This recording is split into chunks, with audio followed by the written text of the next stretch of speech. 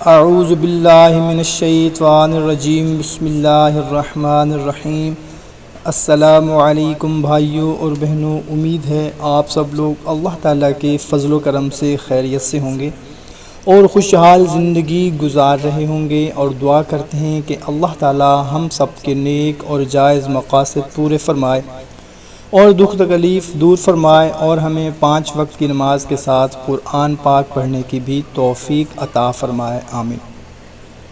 بھائیوں اور بہنوں، آج میں آپ لوگوں کو ایک ایسی دعا کے بارے میں بتانے لگا ہوں جو کسی چیز سے مغلوب ہو جانے کے وقت دعا پڑھی جاتی ہے۔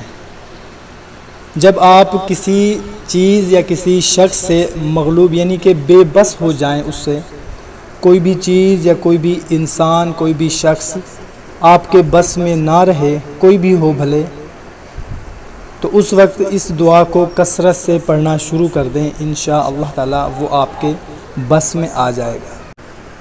دعا کون سی ہے میں آپ کو اسکرین پر بھی دکھا دیتا ہوں۔ بسم اللہ الرحمن الرحیم۔ حسبی اللہ لا الہ الا هو علیہ توکلت وَهُوَ رَبُّ الْعَرْشِ الْعَظِيمِ۔